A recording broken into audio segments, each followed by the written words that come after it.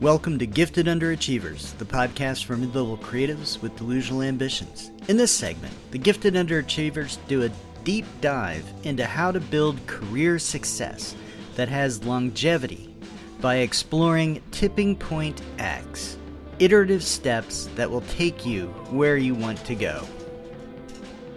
Hey, Pat. Yes, James. Well, so I'm here in the clubhouse, Hmm. and I'm in the atrium. There, as you know, we have some wingback chairs, uh, just for chillaxing, deeper thought. Allow the brain to wander. And my brain wandered. I remember when I first started actually writing, and what I mean by that is like writing to send stuff out, Yeah. right? And I didn't think I'm going to write something and it's immediately going to get published. But I did kind of have this, but I did have a thought because I am a delusional, gifted underachiever Yes. where, maybe it won't be the first thing or the second thing, but it's going to happen. Right. Right. And I'm going to build on it. And it's going to be, what I would now call quick. At the time Mm. felt like it would going to take like forever. But but I was thinking about my early sort of way of thinking about a creative career progression. And I would put it under the maybe call it the fallacy of the big break, Yeah. Uh, right? yeah. Even though I wasn't thinking like I absolutely wasn't thinking I'm going to write one thing and it's going to go out and, shatter the world. But, with definitely within the realm of publishing, I thought it was going to be much quicker than in reality it tends to be. And then, I started thinking about the arc of the career, and really it's not been a big break. It's more like trying like working toward a tipping point. Yeah. Yeah. Right. And Yeah. so then that got me thinking, should we, is one, how should we think? Should we be thinking our next thing is going to be our big break, or should we be thinking that our next thing is just one more, um, marker along the pathway to the tipping point? Well, my personal opinion is that there's far more value in creating a body of work, which lends itself to the latter sort of, aggregate piece after piece after piece after piece or project, et cetera, et cetera. And you will get where you want to go Mhm. eventually, or you'll adjust to the reality of not getting where you want to go. So it's I think that the body of work is the important part, and so the tipping point comes from creating an interesting body of work. Whereas, and I'm not saying I've done this because I'm an underachiever, Mhm. but this is Right. my thinking now after having observed tons of people. Um, and I think that what can look like a big break is actually a confluence of, time, place, and preparation. Hmm. So to me, that also says tipping point is the better lens, I guess, to with which to Hmm. view. You say, how should we think? I mean, I don't know if we should think any particular way. I think it's our actions that matter, and I guess thinking, generates action. Uh, I also think the big break can sort of scenario can Hmm. become conflated with a sort of rescue fantasy of Yes. that of oh, somebody's going to recognize my genius and help pull me out of this morass of mid-levelness, or early novice writerness, whatever stage you're in, novice Right. whatever, and there are stories about that happening. I think if you dig a little deeper in most of those stories, it won't be a big break. Like there's the Stephen King story where his wife, he wrote Carrie in like their trailer hot water tank closet. And then Uh-huh. disgusted with it, threw the manuscript in the garbage. His wife fished it out and sent it to somebody who then phoned him up and said, "We want to give you 100,000 advance." Or I'm probably getting every single detail wrong, but that's Yeah, all of our Stephen King fans are just going, yeah, no, yeah. the Correction, lore is more, correction. it's better lore than that. God, ah. Yeah, so it's probably a much better story. That's the bare bones wrong version of it. The so that could look like a big break because but it's not. He wrote the book. He Yeah.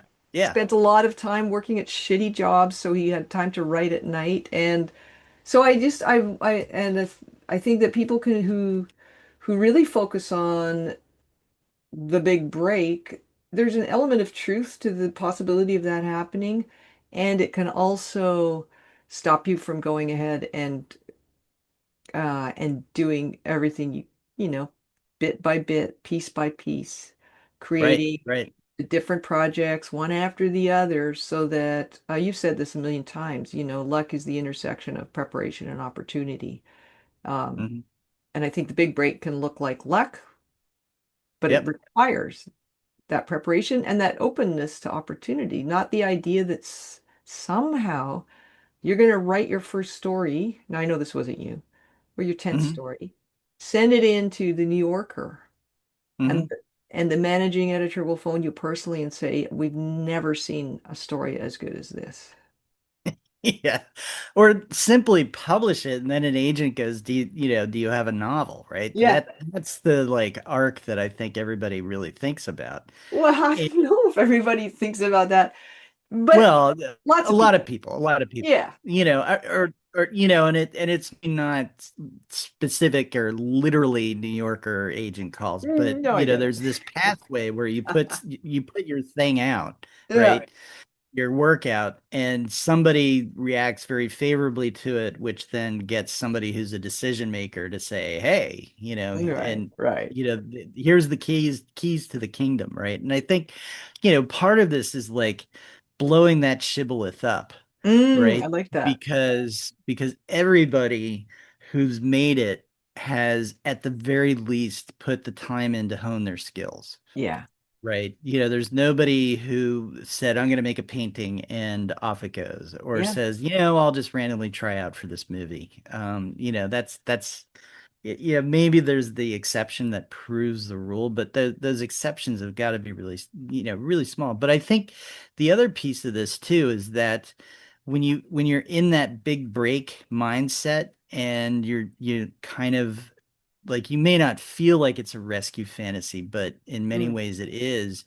It can also lead you to make some really dumb choices or some poor choices.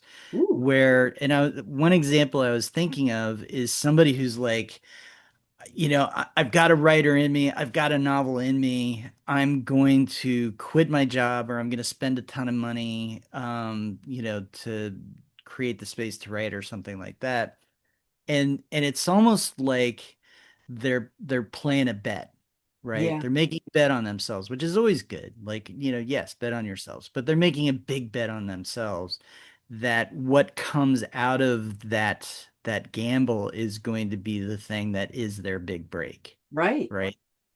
And I Yeah. think, you can bet on yourself by, taking more iterative steps where you're not kind of making big gambles Yeah, I think so. and you're not taking big risks and you're saying to yourself, yes, I need to create space, but this is more about moving toward a goal through these kind of iterative steps, even if you don't know what the iterative steps are, right? You're Mm. feeling your way forward.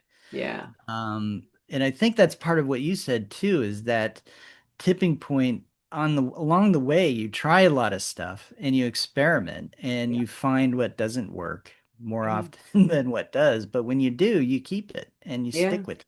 Yeah. I think that makes a lot of sense. And I'm just thinking now too of the stories, especially in American letters, if you will. So Mhm. F. Scott Fitzgerald, he did exactly what you're talking about at some point early in his career. He stopped doing everything else he was doing. And he was super young when he started writing, and he bet on himself. He holed Mhm. up and said, no, he came from a pretty well-to-do family. I think he wrote one of his novels when he was in basic training or something in an American Mhm. city, Yeah. Yeah. and and all he did was ignore every other duty he was supposed to be doing and sit at a table and scribble on his notebook. He got in a lot of Yeah. shit, I think. So he wasn't a very good soldier. So there's this idea that, you know, it's worth it if you're super talented, you've got to honor yourself with that. But he died at 44 or something of cirrhosis, well, a heart Yeah. attack brought on by alcoholism. You look at guys like Basquiat, I don't know his story, but I think the myth of big breaks can lead people to some pretty risky behavior. And I'm not really a Yep. safe player myself. Like I'll go full out for something I want, but I have the reality of having to pay all my Yeah. bills and to be healthy. I can't afford to get sick. So I can't do it in this self-destructive way that, Hmm. some people will attack it as because, and I'm glad about that. Everything's pretty slow, for me. I don't write like a book a year or anything, and I'm not in that league of talent anyway. However, I'm grateful for that because I think the big break fallacy can lead less talented people to take that risk and then blow up their entire lives. Right. Yeah. And so, yeah, couldn't agree more. And then, thinking about, yeah, I mean, F. Scott Fitzgerald, heavy drinker, and he created his break. And then because he blew all of his money on drinking and just living this big life, he was constantly trying to chase yet another big break. And he wrote some really amazing stuff. Mhm. But obviously things ended kind of tragically for him. And really what we're in a way talking about is build a career, don't accept to inherit a career, Yeah, good one. right? Yeah, And and so one, just to do this work and make it your life's focus is a risk, creative work. Yeah, right? I agree. Saying I'm going to live a life as a creative, whatever it is, and I'm going Yeah. to dedicate, I'm going to make it my living, I'm going to make it everything, is a huge risk, and it has impact not only just on your own life, but everybody around you, and and all those kinds of things, right? Hmm.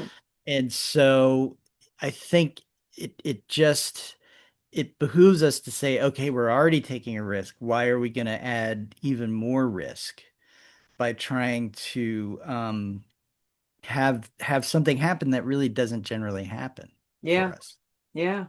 you Yeah, know? I was watching this YouTube half-hour documentary really last night about The Office, the US iteration of The Office, which went for I Mhm. don't know how many seasons, and like 12 maybe, I'm not sure, Yeah. and launched a bunch of great careers. And the guy who played Jim, who's now a major movie star, he was a waiter when he tried out for that, and he wasn't gonna Hmm. even go to the audition. But his mom said, give it till Christmas, and then if you want Hmm.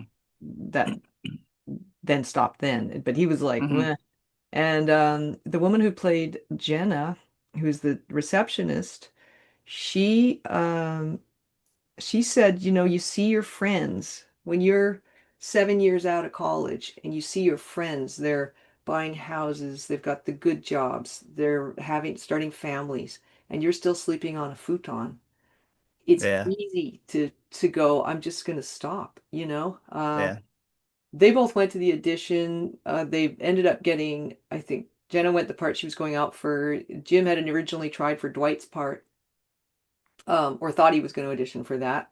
And they became, fast friends immediately.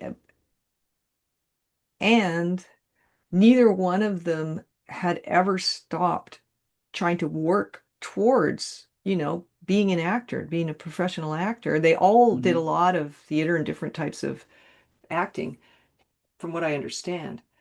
And yet it was really hard to get a toehold. So it's not, you could say that The Office was a big break, but they had to give up a lot to be Yeah. there for that big break. They had to go Yeah. through a lot of self-doubt, a lot of shitty jobs, and a lot of, this would be easier if I just did something normal for a living. Yeah. Yeah. And so that made me, thinking of like one, if you're creative, you're gonna have to have a day job to start. And so it's perfectly okay to be really shitty at your day job, right? Totally. That's not where your big You break's going to know, come from. yeah, like be as shitty as you possibly can at your day job. I don't believe that. And then the other is what you're just saying is that, they're getting out of college and they're seeing their friends and their lives financially and otherwise kind of moving forward, where they're having relationships, getting married, buying houses, careers, moving in a very predictable pathway. And these are non-creative people, right? Not that they're not creative, but Well, you know, they're not they're trying to not trying be to make a living. actresses and Yeah. all that kind of stuff. Yeah. And they're just kind of doing, kind of what most people do. And so that can be really disheartening because you're like, I'm behind, Hmm. right? I I think am that's what she was saying. behind of Yeah. everybody's life, right? And Yeah. so Yeah. that's one thing that we all have to overcome because that's going to happen. Right. You're going to see people who feel like it feels like everybody else is moving forward and you're not, Yeah. right?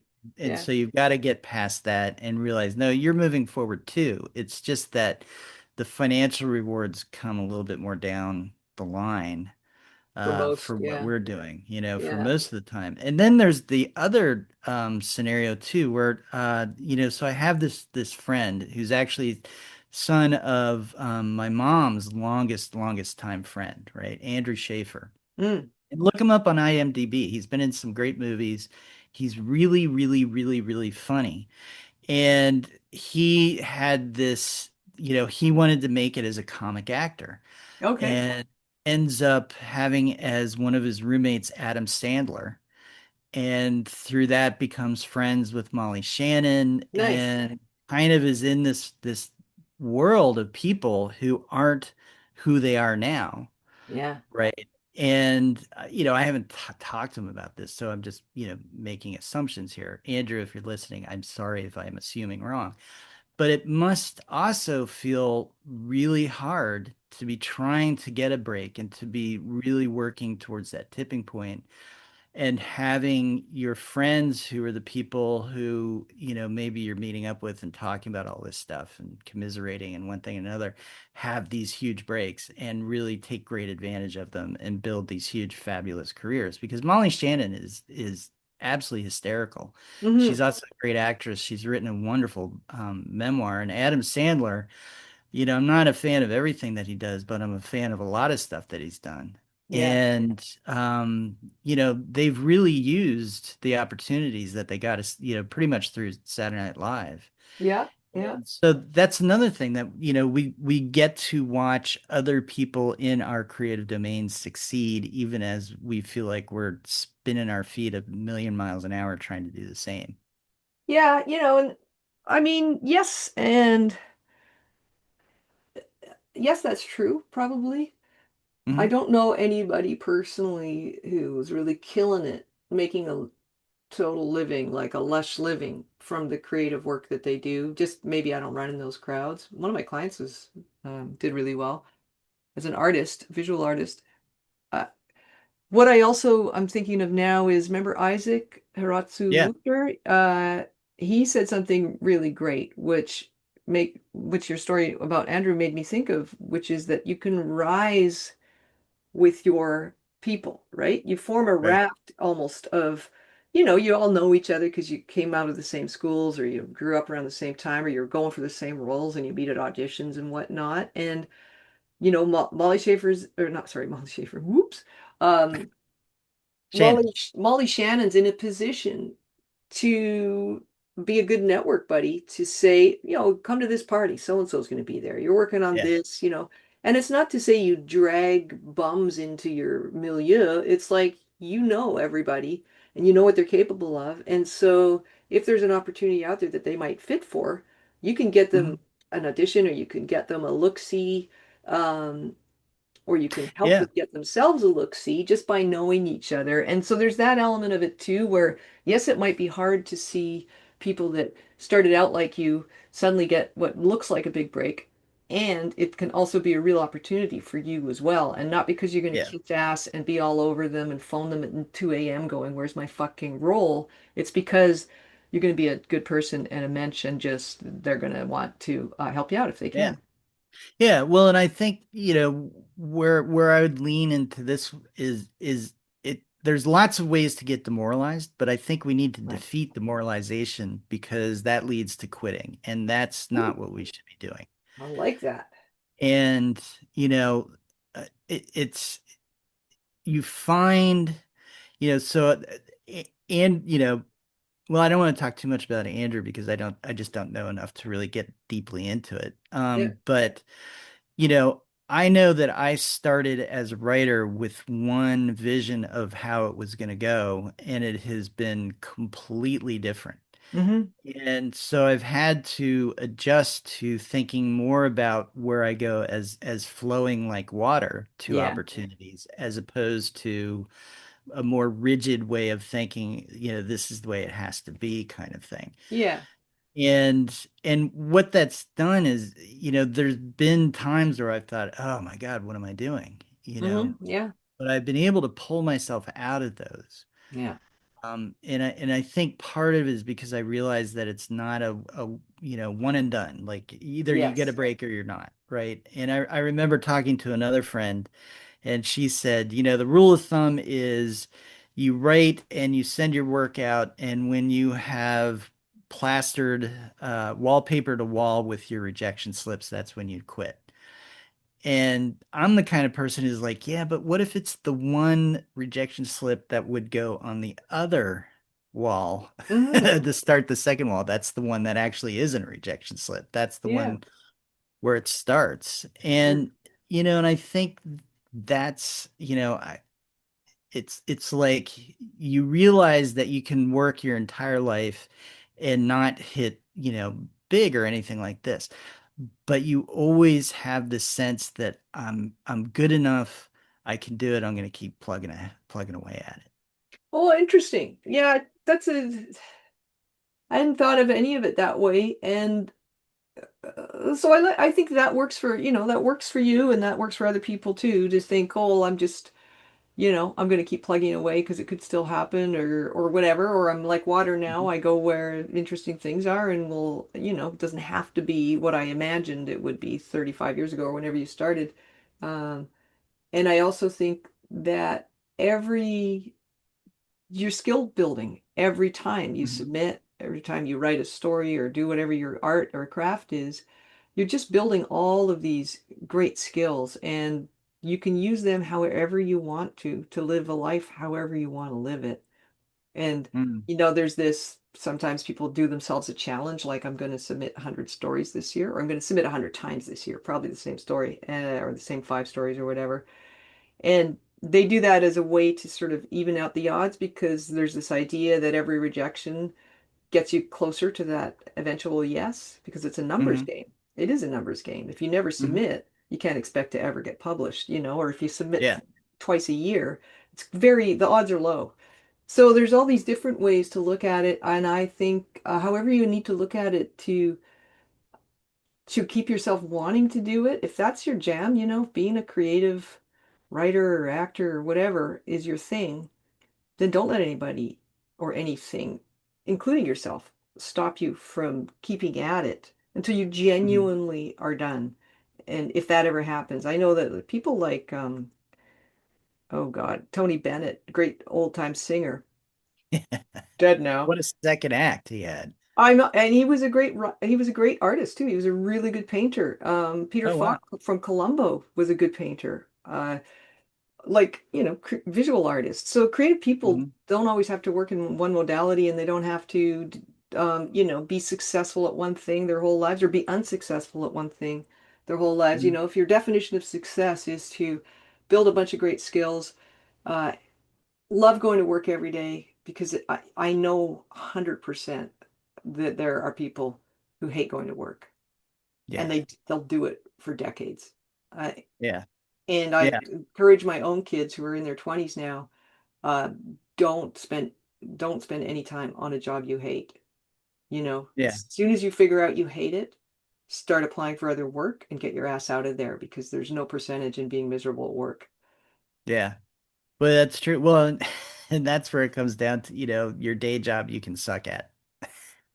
Well, yeah, that too, but also, or it can be like you're a full-time writer, uh, and you made it work and you're doing work you Yeah. love, right? Oh So yeah. yeah, so it can be anything you want, I guess is what I'm saying. And I do think everything you do that's related to your creative passion is a tipping point act. It doesn't matter if you do it I like for that phrasing. A Yeah. tipping point act. Yeah. And it doesn't matter if you do it for money or not. If you do it for money, great. If you don't do it for money, great too, because you're learning Mhm. other stuff. Yeah. No, absolutely. And so, the shibboleth is that there's a big break, Yeah. right? And that's what you should be working toward, and that you should be willing to risk all manner of resource and time and, whatever to try and because this is the one that's going to be the big break, and then you quit after that if it doesn't work. Right. No, it's this is the thing that I am doing because this is what I am put here to do. Yeah. Beautiful. Yeah. And in the meanwhile, some of those skills that we learn is how to market ourselves and how to market what we produce.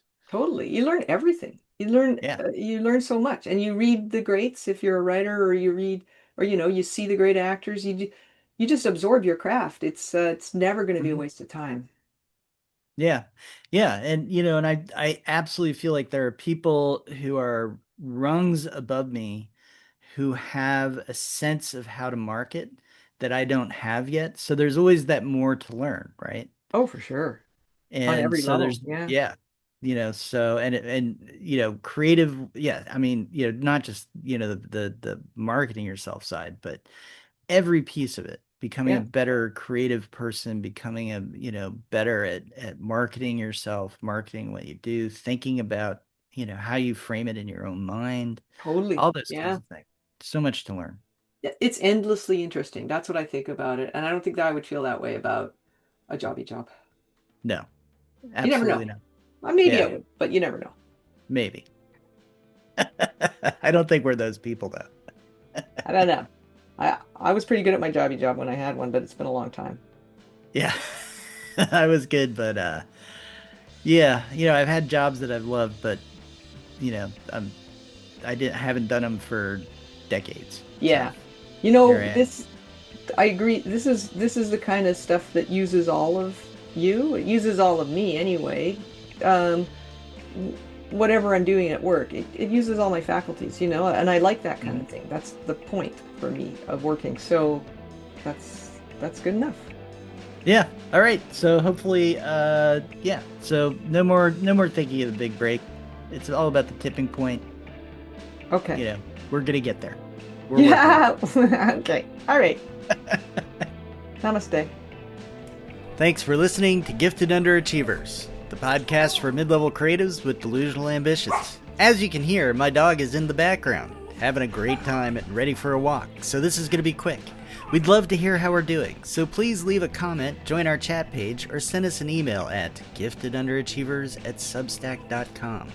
You can find us on Spotify, Apple Podcasts, and anywhere else you like to download your podcasts. As always, please hit the share and/or subscribe button. It really does help. The algorithm pays a lot of attention.